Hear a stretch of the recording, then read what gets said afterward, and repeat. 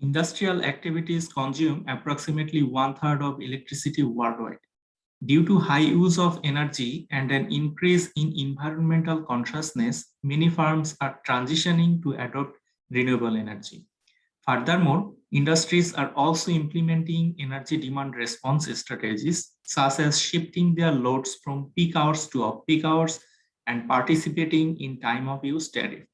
However, there is a scarcity in aggregate production planning models where manufacturing decisions, renewables, capacity, and demand response are jointly optimized.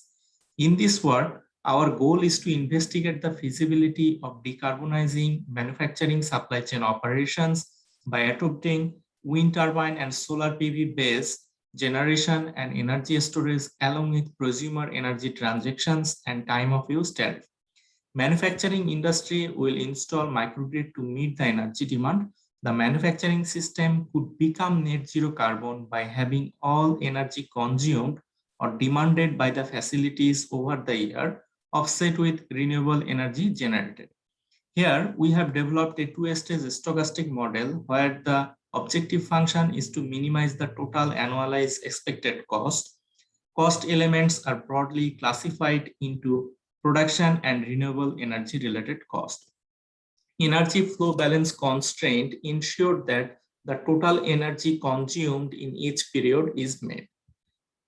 Scenario tree realizes uncertainties in product demand for two products: machine labor hour capacity, wind profile, and weather conditions.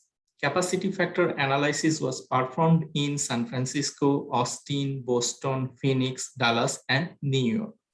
New York has the highest wind generation and Phoenix has the highest solar generation.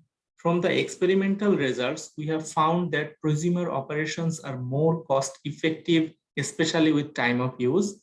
They outperform island microgrid models in total expected cost and levelized cost of electricity. From microgrid sizing, we found that Phoenix prefers to install more PV, whereas New York prefers to install more wind turbine because New York is a very windy city.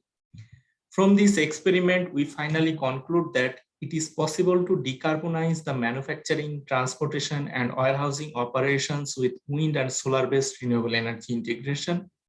Prosumer and island microgrid are greener and cheaper than operating the system with conventional energy.